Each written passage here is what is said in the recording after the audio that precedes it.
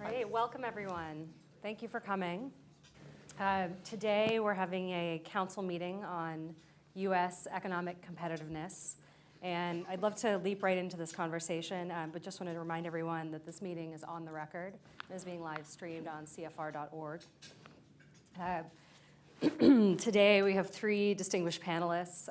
Governor John Engler is the president of the Business Roundtable, which is an association of chief executive officers from leading U.S. corporations that have produced $7.4 trillion in annual revenue and employ over 16 million people.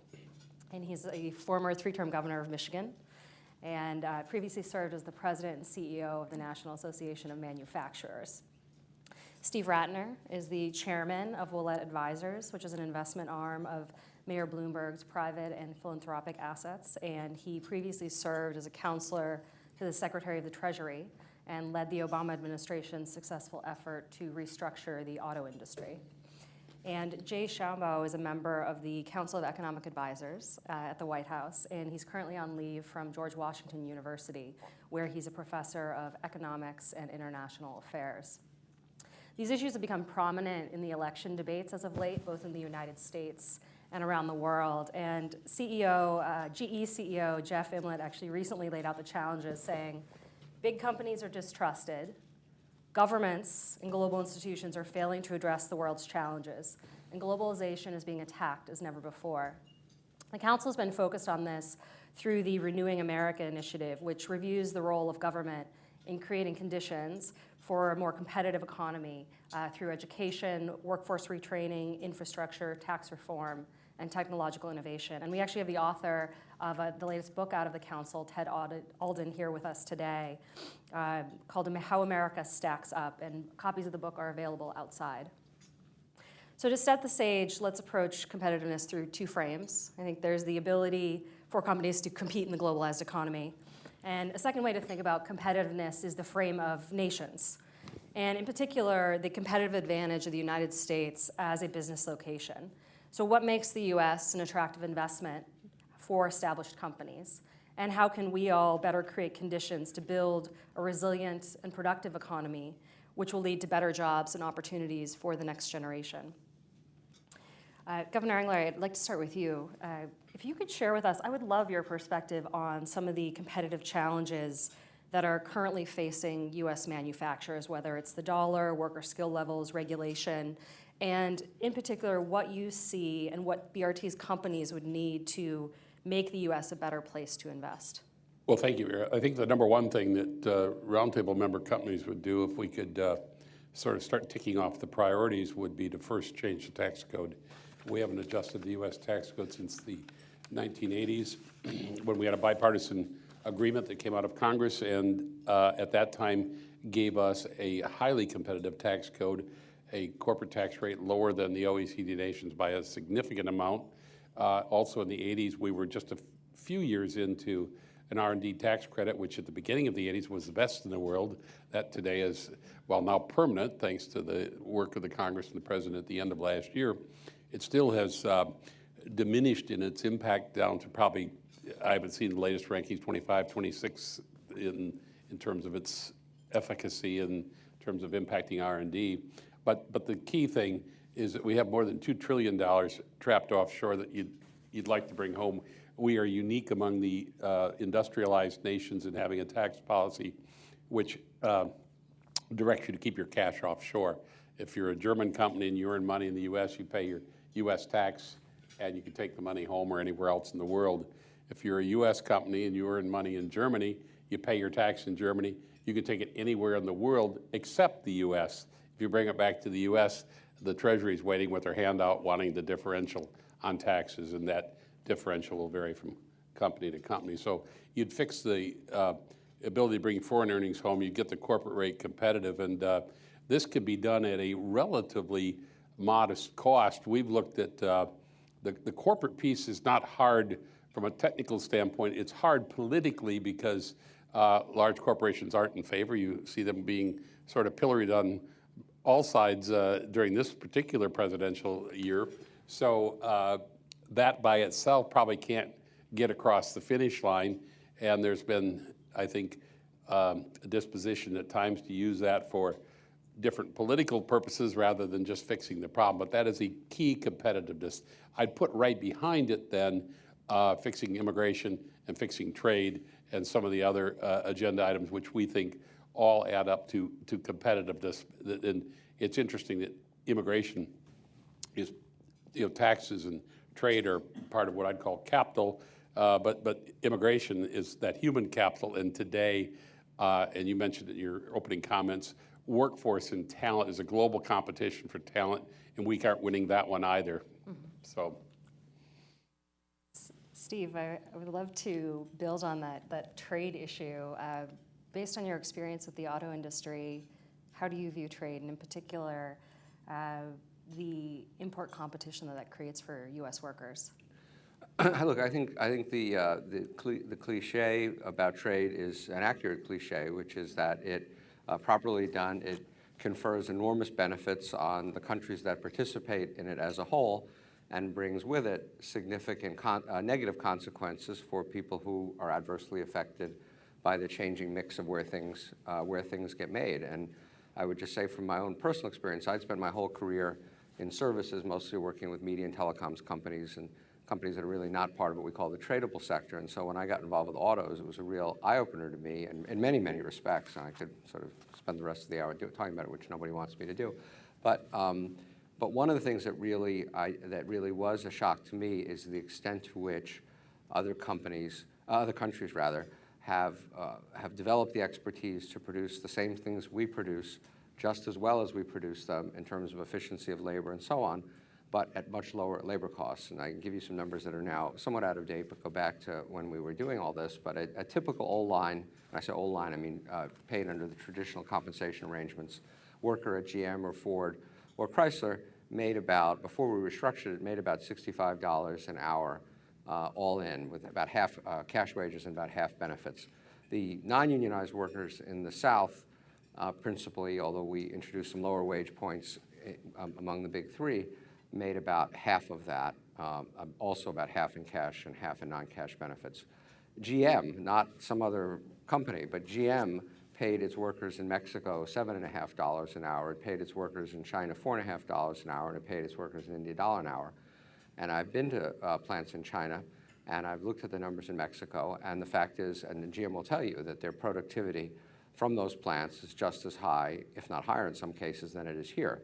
And so it's not a shock that if you look at the output from car factories in the US versus Mexico over the last, any period of time, but 5, 6, 7 years, it's gone up here. Our industry has recovered, but it's gone up much, much faster, and hiring has gone up much, much faster in Mexico. And so that's just a reality of life, and there's no magic bullet to change that. But what I think what we have to do is recognize a couple of things. One, that there are some sectors in which we're going to be able to compete more effectively than others, and those in my mind would be ones with high skill qualities, high intellectual content.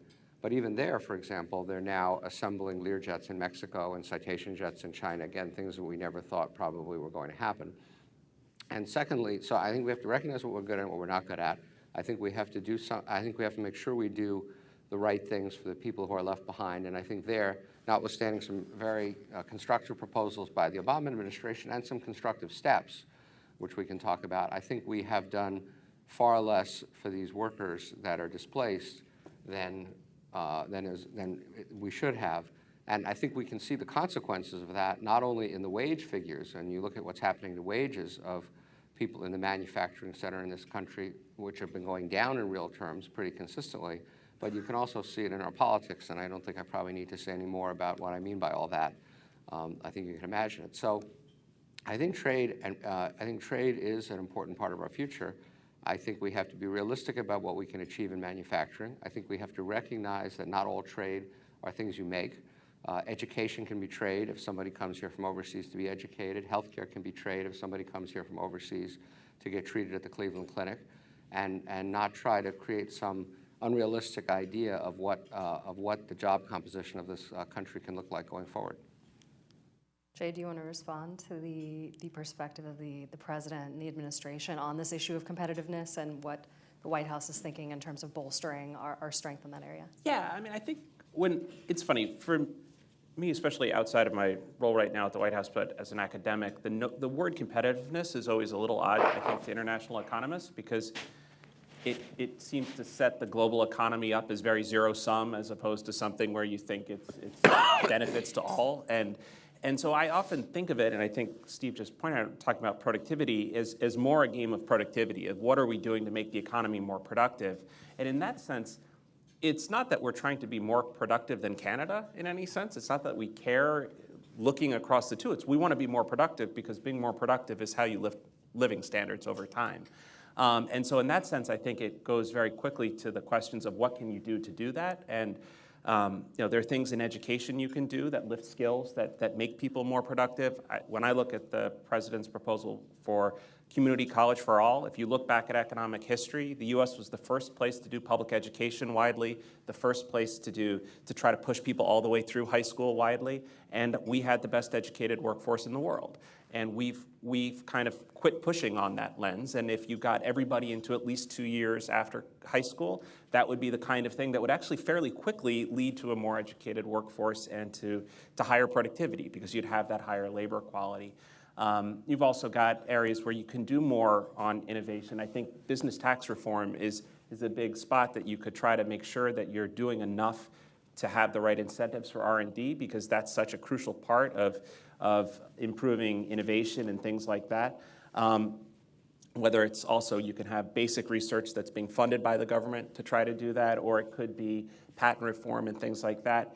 I think personally, some of the stuff we've been doing recently on competition, not competition with other countries, but trying to make sure there's a new executive order on trying to study competition, make sure that agencies are thinking about competitive landscapes of industries so that there's more competition in there, more entry, so that new firms are getting into industries because they're the firms often that are innovating, and again, kind of pushing forward productivity.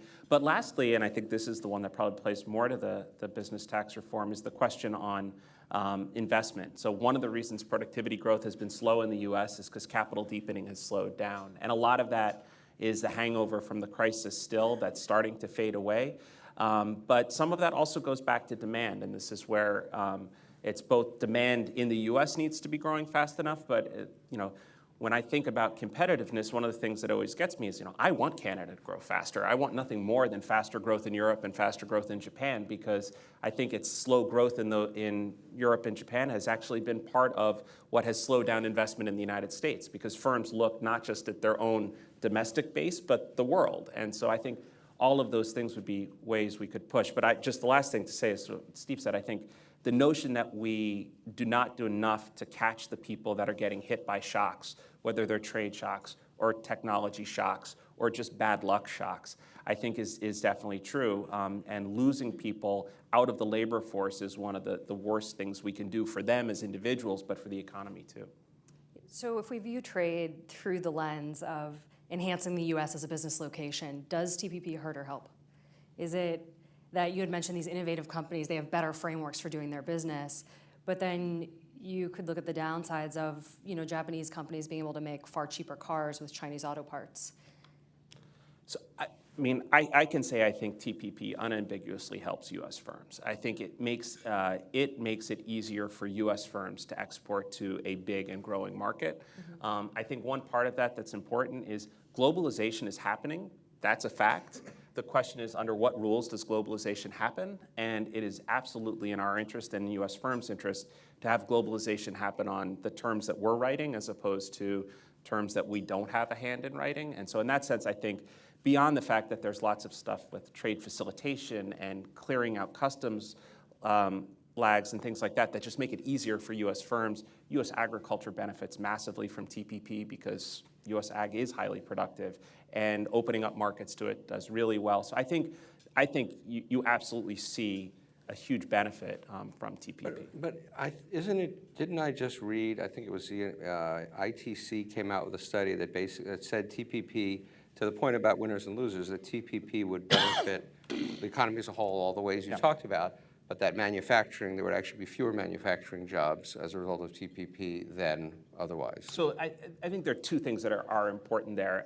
The first is when they run models like this, they assume full employment at the start and the finish. So if any sector grows, a different sector has to shrink, and it's almost just an automatic fact of the way you run the model. That's not particularly helpful. But I think to that point in general, it is important to note that it's a question of how fast is it growing. So they still have manufacturing growing and being bigger in the future than today, regardless of TPP. It's a question of a very small differential in growth rates. But the last thing is they left out, frankly, a lot of the big benefits to trade that you see in some of the other academic studies on TPP, where better firms within a sector are going to do better because they can get to new markets. And that's where you get more productivity growth out of trade. Is the best firms are the ones that start exporting. They hire more workers. You've got more workers working at the places that have better managers, better technology, better capital, and that winds up being good. So I think on average, even the ITC study that had limitations said TPP is good for the US. I think the place that I would agree is any shock, whether it's trade or technology, is going to have some reallocation, and that reallocation needs to be managed right, because if you don't manage it right, you wind up both with political issues and you wind up just losing people and leaving them behind. I think if you're a high-tech economy such as we have, you put a great value, and we should put a greater value, and this agreement moves strongly in that direction, on protecting your intellectual property. If you're going to make the investment in R&D, and our companies, just the roundtable member companies, represent about 2/3 of all the private sector R&D that's done annually. So just the 200 companies have that big a footprint. But to continue to do that, and that's sort of the fight that within the TPP over biologics and the length of the protection, because the expense there and the investment, can you recover it if you can't protect your patent rights beyond a certain period? Well, we have the same thing in all kinds of aspects of manufacturing, and I think even in services, in software, and how and so this agreement breaks a lot of new ground in these areas, and it's really important, and I think that's been under-recognized, and it creates some mechanisms for resolving disputes when there's an allegation that there has been a violation. So all of that is there and very helpful. The other aspect about manufacturing, Steve, which has been a sort of a bugaboo of mine since I was over at the National Association of Manufacturers, I think we've talked to the Census Bureau about this, and it's a great one for commerce maybe to take up, but I don't think we count very well anymore.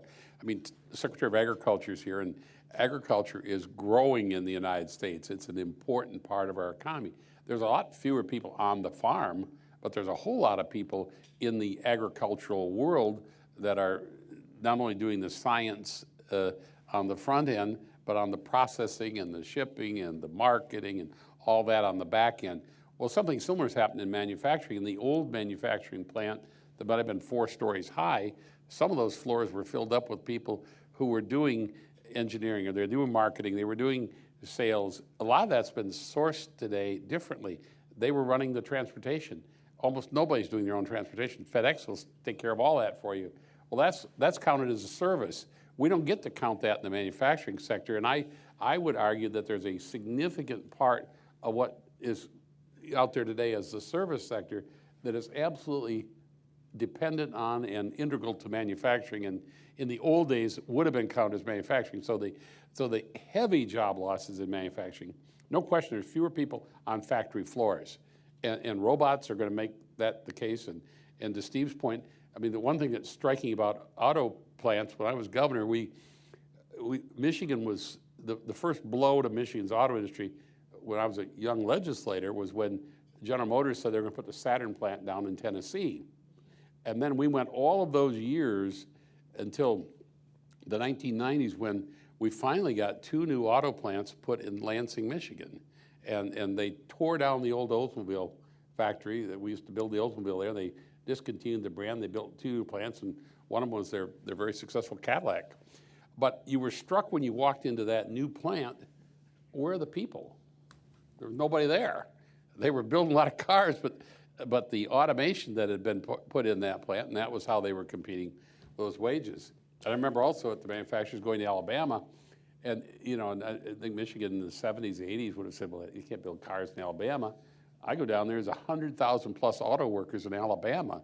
What do they know about building cars? But that's where the growth had been taking place. And so there's been a lot of disruption, somewhat domestic, and somewhat global. The one thing that we can't escape in all of this, if people are going to survive that disruption, then it's how do we get the skills? And I would argue, I think Steve's right that more can be done for people who are dislocated for trade, but frankly, more needs to be done for anybody who's dislocated from a job, period. It's not just trade, because technology has disrupted an awful lot of jobs, and that was U.S. technology disrupting a U.S. job. I mean, and so we don't have the flexible workforce that we once prided ourselves, because we're not getting them retrained. And one of the challenges there is that we used to be able to sop up a lot of fairly unskilled workers. Today's economy can't do that.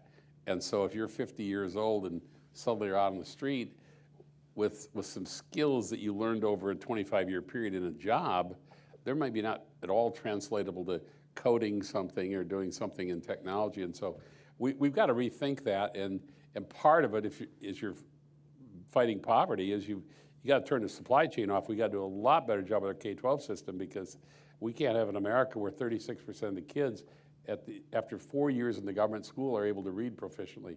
That's what the number is today. That's what America's report card is, 36%.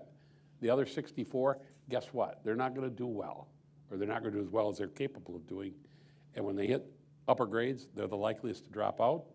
If they manage to get through school and get enrolled in college, they're not very likely to finish. Look, I don't disagree with any of that. I would just say that those 100,000, however many there were, auto workers who went from Michigan to Alabama are making about half as much as they were making back in Michigan. Now we could argue that because of unions or whatever reason, they were overpaid in Michigan, and this is just the market working. But we do again have to recognize that this has real effects on people. I'm not an expert on how job classifications are counted and categorized, but what I do know is that, and this may be a little surprising because everybody reads stories about the manufacturing renaissance in America, that growth in employment in manufacturing since the end of the recession has actually been slower than growth in overall jobs in America, i.e. manufacturing is losing share of employment, manufacturing is also losing share of GDP. And I'm not here to be the guy who says the sky is falling, but I'm just trying to be realistic about what I think is achievable going forward, and make sure we don't sort of go off and set priorities that are a bad use of government resources or private resources, or simply get people to expect things that can't happen. I want to just add one thing to your original list of things we should be doing, and I want to slightly disagree with you just to make this an interesting conversation. Sure. And I think you've touched on much of it, but let me put it together. I think the other place where a lot of work can and should be done that would really help our competitiveness would be on our federal spending priorities.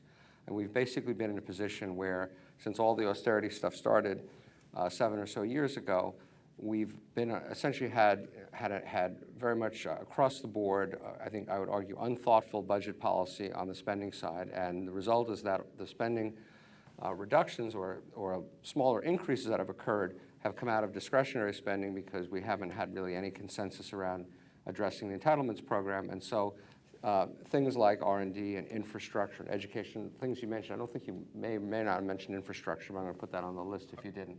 It should be on the list. I didn't get to it. Yeah. So all those things are places where I think the government has a role, and where I think the government, for all the, again, obvious political reasons we've been dealing with, I think has been derelict in its duty, and where I think it can play a much more positive force in enhancing our competitive position.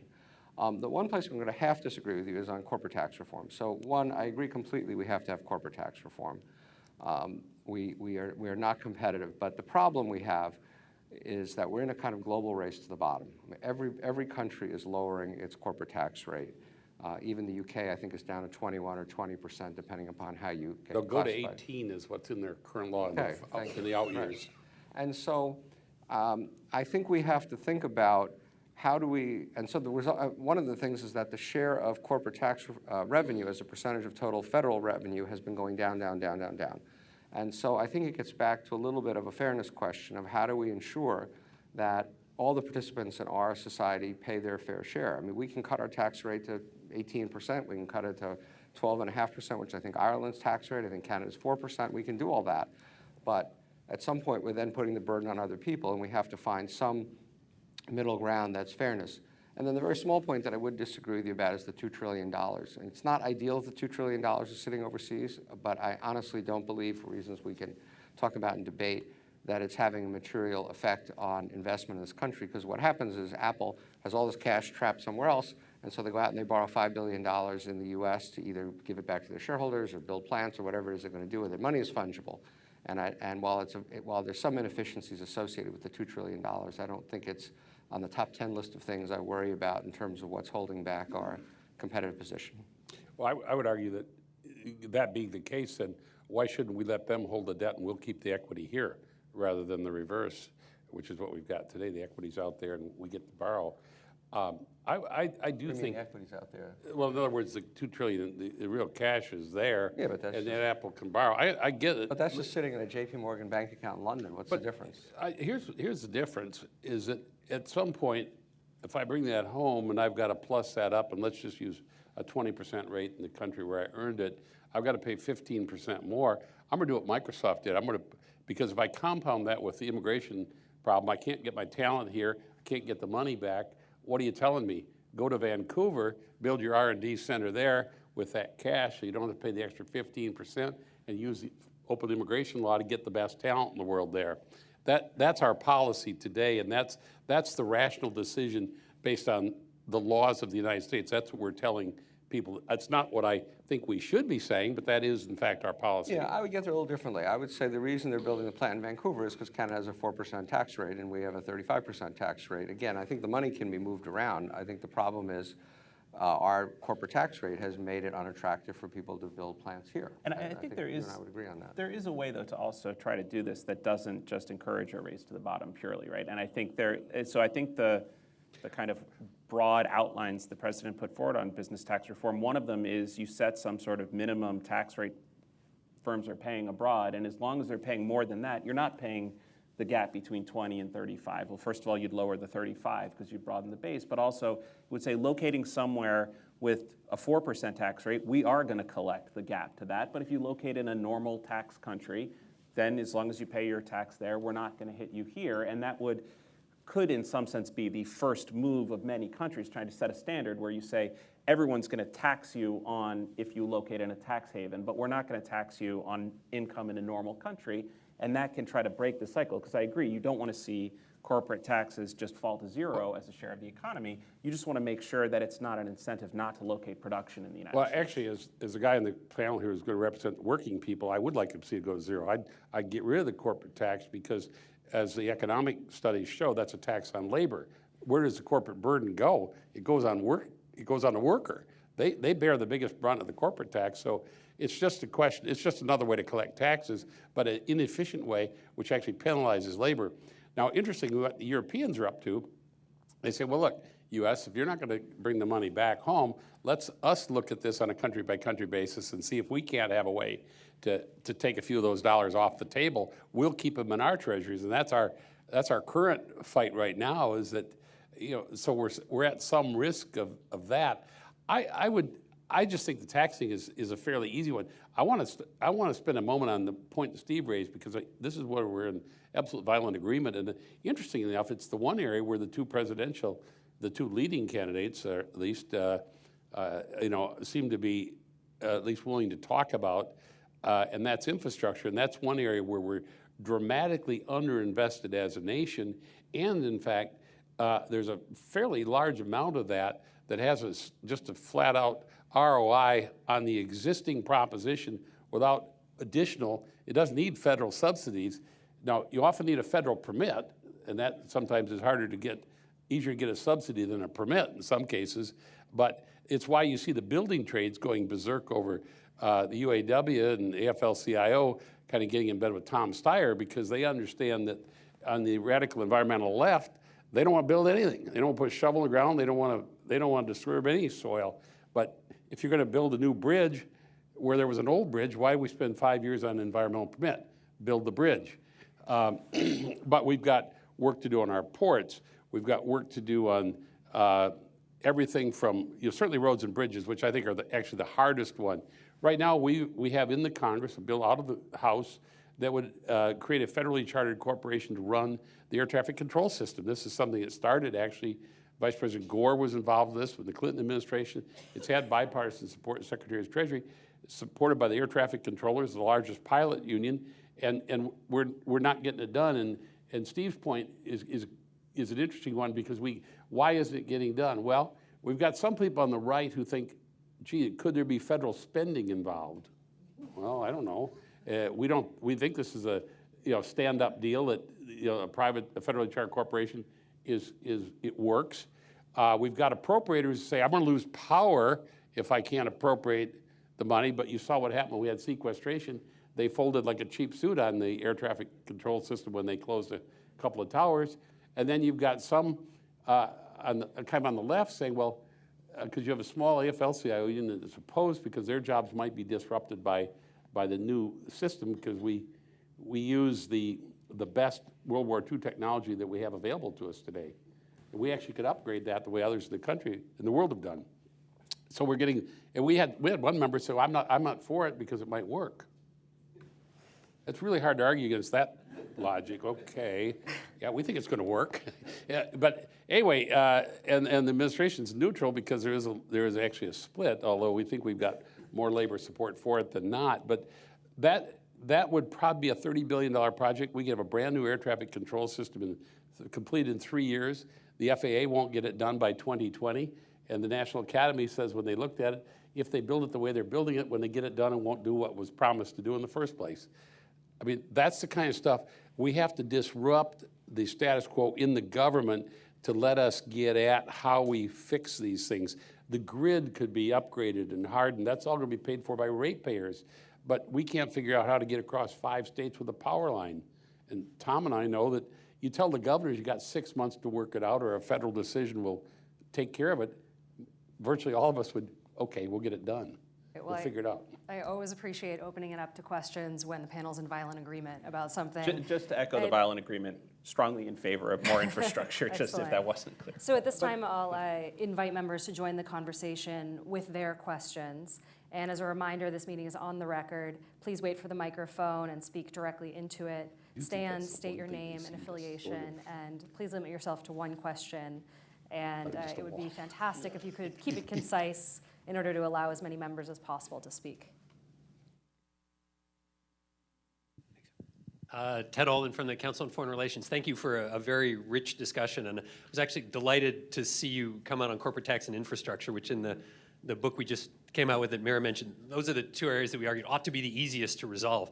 But even those ones don't turn out to be all that easy to resolve. I mean, education is hard. Fixing education is hard. They actually can go together too, yeah, by the way. No, and they could quite naturally. And my question actually is for Jay Shamba, and if anybody else wants to respond. And you said it's good for us if other countries grow. No question about that. You know, if other countries are growing faster, that's more opportunity.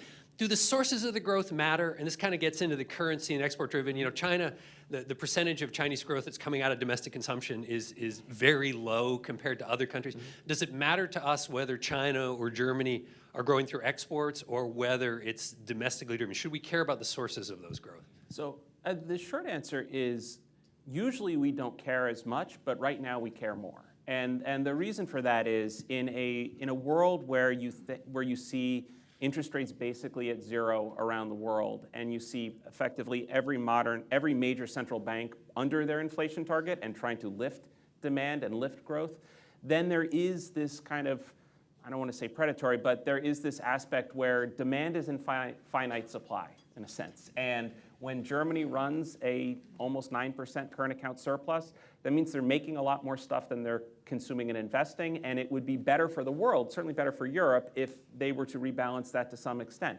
I don't think this is the most important issue on Earth, but I think the places in the world that could lift global demand themselves, because they're large countries that have room to do so, it would be helpful if they did. And I think that's the idea. I think in normal times, you care a lot less because you assume that central banks and interest rates and exchange rates adjust across the world, and what you really care about is your own productivity growth, and a lot of the other stuff will wash out. I think there is a slightly special case now is the issue.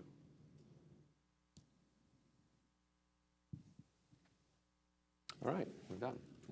Steve, I think you had something to say just before we leapt into this question period. I'd love to return to that. I was going to go back to corporate taxes and say very simply that I'd be perfectly happy to cut corporate taxes by any amount you want to, as long as you offset it by eliminating the preference for dividends and capital gains. Because if you want to, if your argument is you want labor to be, why should labor and capital be taxed differently? That's a place where we are at the moment, taxing labor and capital quite differently. Well, we'll have to have a long conversation about that because there are some opportunities to have a much more competitive tax code, a simpler tax code, and what we've got today is a mess. Well, And it's way out of date. That's all true. I mean, as John said, we've not had comprehensive tax reform in 30 years, and it's like a garden. You have to keep tending it and watering it and weeding it, otherwise people find ways around it, and we're certainly at that place. I think we had a question in the middle. Thank you. Mohammed Keshki from the Resource Group. I had a question, I guess, in the context of the tech sector, where I guess there's consensus that the innovation and the creativity that the U.S. represents with all of the I guess assets it possesses is cannot be rivaled anywhere else in the world, or at least most places in the world. To what extent, on the presumption that the tech sector provides some sort of a leading indication of what the mainstream economy is going to look like in the future, to what extent do you think that portends kind of maybe positive thoughts about the competitiveness of the U.S. sort of going forward? Thank you. One thing I would say just quickly, I mean, I think it is a positive sign. Like if you sit there and say, what are the key components of productivity? Innovation is one of them. And I think as we were talking beforehand, the US tends to score very well on measures around that. I think we've been studying a lot concerns about slower productivity growth at the CEA, and we always joke that, you know, if you were to go around Silicon Valley and tell people productivity growth has been low, they would look at you as if you're insane and say, how is that possible? We're creating so many new things constantly. And so sometimes it takes a while for innovations in one space to spill more broadly across the economy. There was the famous quip in the late 80s, I see computers everywhere but the productivity statistics. And then, boy, they hit the productivity statistics. And so, you know, that's the optimistic case, is that some combination of hangover from the financial crisis and a number of other things has kept some of the great innovations from spilling more broadly. But I think it's always dangerous to buy the optimistic case too wholeheartedly and to always keep an eye on some of the other things you worry about. Go ahead, Steve. Well, I spent a fair amount of time out in the Bay Area, and there's no question that the tech sector is one of our enormous competitive strengths. And if you look at all the core technology services that we all use and people around the world all use, the vast, with only a few exceptions, are American companies, and I think that can only be good for us. But it leads me to a related point, which is I also sort of learned in my auto experience, that I say to people, when people say, gee, it's really great you saved General Motors and all this stuff, and I say, well, we saved the companies, but I'm not sure whether we saved the jobs. And they're really two different things. And you know, it's great that General Motors is very successful and makes cars all over the world and is competitive, but I think what we ultimately care the most about are jobs here, and what ultimately drives our GDP are jobs here. And so it's not enough to have a great American company that's competitive around the world against foreign companies, but if they're not making and doing it here, then we really haven't gained all that much in terms of what I think we're really trying to accomplish. And I think today the technology in the car, I know it's more expensive and greater cost for the technology than it is for the steel or the aluminum that's in a car. One of the other areas where I think there's been a bit of a disconnect, especially in recent years, we've just had 3 years where small business formation has fallen below small business closure. And small business has always been one of those little engines that would take that disruptive technology or that new idea and try to go blow something up. And we have, and something hasn't been said here today, but there is a massive regulatory overhang that has been created. You know, we 3 years of 4, I think now 80,000 plus pages of new regulations. So we're getting more government than we really want here, and in some cases, you know, some of the companies that maybe belong to the roundtable, they can bake that into their cost of business. It's expensive, but the small person says, I'm not even going to try. I'm getting out of here. So one thing just to respond, because I completely agree, the concern we often refer to as business dynamism on the decline. I mean, one thing that is the case is when you look at the research, it's been declining for 30 years. And that's one of these trends that is so important to try to push back on, because I agree entirely that if you don't have enough startups, that does make it harder to get those innovations to pivot over. But I also think it's a longer trend than anything recent that we have to be thinking about pushing back on. And I think it's part of a maturing, so many hands I don't want to say much, but I think it's part of a maturing economy. In other words, who's going to start a company to compete against Walmart or something like that? You've got very established companies. I just know that when I go to the Valley and to San Francisco, the dynamism, the entrepreneurship, the innovation is really extraordinary. Great. So we'll start in the back. Thea Lee with the AFL-CIO. Thanks for an interesting discussion. And I think that the point that Ted raised and that Steve mentioned a little while ago is important, that what we aren't really dealing with here is job creation in the United States, income distribution. And, Jay, you said earlier that the key is productivity, but productivity's been rising for a couple of decades, and wages at the median level have not been keeping up, real wages. And so that's really a question of bargaining power, and it's a question of policies. And I agree with all of you that, infrastructure is a key, and investment in infrastructure. But I think that you do come into a dilemma there with the tax issue. And if you say that the key thing, John, about that we need to do for competitiveness is to take corporate taxes to zero, how are we going to pay for the infrastructure that we need? Are we going to raise personal income taxes? Are we going to go to a value-added tax? One of the things that I think has been frustrating for the labor movement when we talk about corporate tax reform is this idea that you need revenue neutral or you need to cut taxes for corporations. And I agree with Steve, you need to figure out how everybody's paying their fair share, because we're all using the resources that government provides, and neither education nor infrastructure is cheap. So I guess I want to hear, in terms of the tax reform and competitiveness and corporate taxes, how does that fit in with the burning need that we have to invest in the future? And then I also I feel like you all have not discussed enough the issues about unfair trade practices and how other countries' actions, whether it's in currency manipulation or violation of labor standards and environmental standards, how that impacts the United States as we try to figure out how our businesses can succeed and create good jobs here in the United States. I think take a shot at part of that, just on the broader tax reform question first.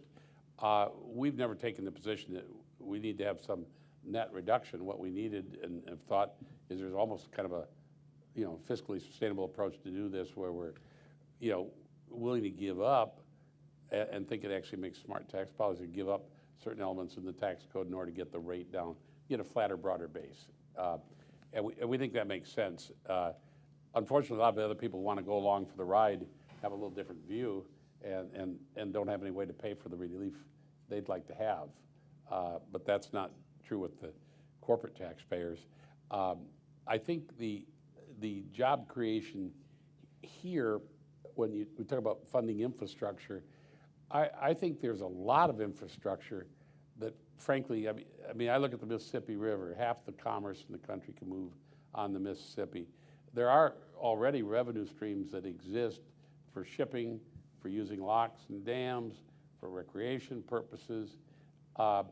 We've got a almost unlimited capacity right now, I think, as a country to absorb 40, 50-year bonds on these kinds of projects. What we can't do in this case, get by the Army Corps and the laborious process to get things done. Again, Governor Vilsack knows full well, but there are recreation, agricultural, industrial, flood control. There's all kinds of issues there, but that is a 30-year project that it's many, many billions of dollars. But we don't have the way to manage these under the current dispersion of authority across the governments at the federal level and up and down. And I think it's going to take new mechanisms, and we're all going to have to stand up and say, if we're going to dredge a harbor somewhere, it was a harbor before, it's still going to be a harbor, but by dredging it, we make it, much more commercially successful. So I just think we have not committed ourselves and had the national leadership. This goes back, this is going back quite some time now. The governors are trying, but we don't have the revenue sources at the state level alone. You need to get access to the federal tools. In the front. Thank you. I'm Paula Stern. I feel like this conversation about competitiveness is kind of looking backwards, even though we should be looking forward. And I'd like to ask you to think about productivity in the context of the gig economy, in the context of the fact that we're in a digital age, we're leaving the manufacturing age, and what it is that a national leadership should be doing to reshape both our retraining programs as well as deal with the safety nets that are actually required to assure that you get the productivity out of a gig economy. Could you address that? I appreciate the auto industry is very important and manufacturing is very important, but the numbers are shrinking in the manufacturing sector, and I'd really love to hear the benefit of all three of y'all's very thoughtful experience on what we should be doing going forward. Thank you. So, I mean, one thing I would just say really quickly, and it comes back to the previous question as well, is that productivity is a necessary but not sufficient condition for broadly shared rising living standards, right? So you need more output per hour worked to make living standards go up, but to make sure they go up for everybody, you need to both make sure that that's showing up in wages on the one hand, and you need to make sure that that any kind of increase in productivity, whether it's technological, trade, whatever it is going to have people fall who are going to be shifting. They're going to be reallocating. They're going to be dislocated. And I think most of the research over the last 20 years has suggested that's a place where we don't do as well as many other countries. We don't do as well on retraining. We don't do as well at making sure people don't fall out of the labor force.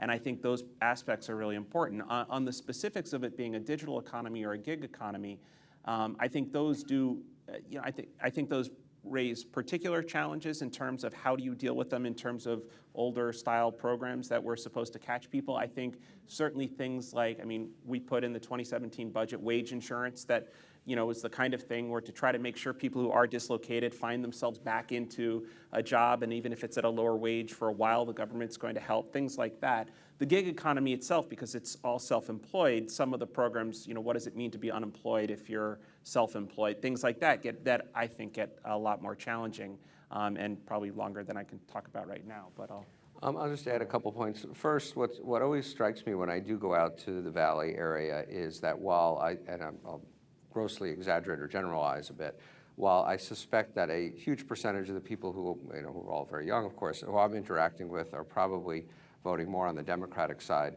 they're also almost libertarians. Their kind of view of life is if government would just get out of our way, we would innovate and we would create this great world. So they have a somewhat different perspective. So I'm not going to repeat everything Jay said, which I agree with. I would just add a couple of thoughts. One is, I think, the gig, I'm not sure, people talk about the gig economy meaning more the sharing economy with, being an Uber driver or this or that, or they also mean the tech world. I'm not sure which one you, Paulie, are talking about, but let me just, but I think when we talk about, okay, well, let me address that, because that's where I was going. I think when you talk about a world in which more people are self-employed or contract employees or working part-time, which I think is on balance a real plus for the economy, it's more flexibility. I don't know how many of you ask an Uber driver when you get in one whether they like their job or not, but I do, and I think the vast preponderance would love the opportunity to be able to do that. But I do think it probably necessitates some updating of some of our labor rules around things like overtime and how contract employees are treated. I think it requires some updating or some rethinking of how benefits are conferred and making benefits more portable so that people can do a little of this and a little of that and still have health care or still have a pension or still have whatever it is they need for security. And again, I think this is a place where there are a lot of good ideas around, but we just haven't done very much. I'll put one piece in there that I think is essential, and that's we spend $650 billion a year on as a nation every year on K through 12 education. We are not getting our money's worth. And we cannot have the lack of performance that we have there and hope to succeed in any of the things we're talking about here. Because even if we get into infrastructure, which one of the things that we didn't mention, but I would mention it is a tremendous opportunity to do massive job training, because we don't have the workers to do the infrastructure that we'd like to build. They're just not there and ready to go. We have 5 million, some say 5.8 million jobs unfilled in the country today. And you know, those are jobs that, for the most part, we don't have the skills lined up with where the vacancies are. Now, oddly enough, as a country, we seem to be less mobile today. Information moves everywhere, but people don't seem to move very much like they once did. I heard got asked this question by a member of Congress from South Dakota. I said, look, we've got all these jobs. Why won't they move there? Well, weather, maybe, you know, I don't, you know, but that's just, they don't want to. Anyway, education though, and I'll give you a statistic. Detroit Public Schools, because you've been in the news lately, and I'm not there, but I follow a little bit. 5% of the children who take the NAEP test, the National Reading Test on reading, 5% can read proficiently after the 4th grade. 95% cannot. I mean, that's just stunning. But I gave you the number for the nation, 64 cannot. Nearly half the minority children in the country are living in poverty today. Well, what's the way out? I mean, education has to be that ladder. Has to be. Beverly Lindsay, University College London. Governor, I actually have some follow-ups to what you were just stating, and particularly with reference to Michigan and Pennsylvania, which I'm more familiar with. University of Michigan has some of the highest tuitions in the country of public universities, and so does Penn State. But at the same time, as you mentioned, there's a need to train or retrain people who are displaced workers. Students are graduating with $30,000, $40,000, $50,000, $75,000 in debt from undergraduate degrees, $125,000 or more with PhD level degrees. How do you manage, or how do you balance the educational needs in terms of methods of payments and return to those who need retraining versus the 18 to 24-year-old traditional students, or the 30 or 32-year-old earning the PhD? Well, you have to unbundle all of that.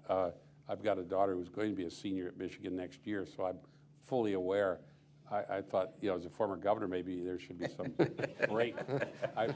My break is because I'm out here now, I get to pay non-resident tuition, which is not very cheap at all.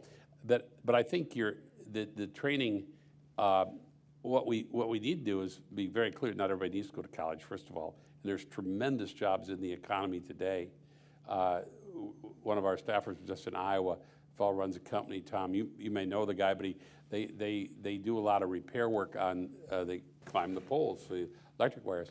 Those jobs, you know, high school degree, and training, and you're making $65,000 to $70,000 right away almost. And when you get the kind of storms you'll have, I mean, they could be making $8,000 on a weekend with the triple time. So there's tremendous. There's lots of opportunities out there. And I think one of the challenges, we've got a lot of people that are ready to be trained to start at middle management. That's probably not a realistic aspiration. To the cost, the other thing that I think, this is where I think employers are starting to really think this through, is that I think hiring in the future is going to be much more about competencies than it is about your degree, about what you studied or where you studied at. And it's going to be instead, can you do this? And what standards? The American Welding Society is very clear on what standards you need to follow to be a good welder, and there's an exit test at the end. You pass that, you can weld anywhere in the country. That's not the case with a degree from some school somewhere. There's very different outcomes. Cyber is real hot today, so everybody's got a cybersecurity program. But there's vast differences in what gets taught in those programs, and vast differences in the way they're valued once people understand. And we're working to bring transparency to that so that a student, I think the worst thing we can do to any student, whether a displaced worker or a young person, is have them go into a program because the advertising was really good and said, man, come here, do this, and you'll be that, only to find out the market has zero interest in that.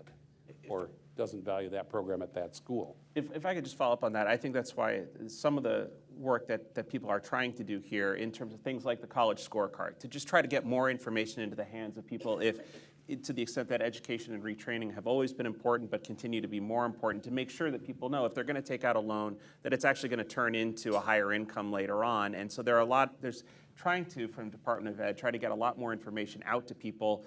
And for that matter, if you're running programs like, say, a cybersecurity program that no one who graduates ever gets a job and they never get anything from it, where you don't give them access to loan programs in those programs, because you don't want some student borrowing a bunch of money to go to a program and either not completing or not getting a job when they leave. Because that's who we're really worried about, are the people who are going to either poor programs or who don't graduate. And those are the people who really get hit hard, and we need to take steps to protect them, and we're trying to.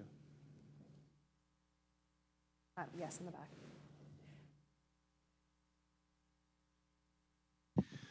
Governor Engler, Jack Janes from Johns Hopkins. A couple of years ago, we did a program on the German apprenticeship program, and I know Mr. Rodinger is also familiar with Germany. I was actually going to direct my question to Mr. Kavanaugh. There is a system in place in Germany that does pretty well here. And one of the key factors is that a company like Opel or Siemens is training thousands of people, regardless of where they flow around the country later on. I'm not sure that is the case with many American employers here. What are you doing looking around in the White House to see where people have a successful formula here and possibly being able to adopt it in the United States? So I think, frankly, we spent a lot of time looking around the world to try to see what has worked. I actually remember back when I was at CEA in 2009 and 2010, spending a lot of time looking at what choices Germany had made in terms of what was happening with their workers. I do think, this is one place where I think U.S., every education system is different. The U.S. system is so trying to entirely transplant a system from one country to another may not work, but I think it's one where at least many people, myself included, think U.S. community colleges can fill a similar role to what, or at least a parallel role to what you see in Germany in some cases. I think it is honestly why you saw, I don't know if it's now 1 or 2 years ago, the president proposing to make community college free and to try to, and we continue to try, both the vice president and his wife have been very involved, trying to get involved with the community colleges, have them partner with firms and companies in the area to try to make sure that you've got people able to get into these programs. It may not take them to a 4-year degree, it may not be what they want, or it may give them the avenue to one if it is what they want, but it will also open up a lot of opportunities for training. So I think there is a lot of attention on that, and I think there's a lot of scope to do more here, and that's why it's been in proposals. They haven't passed.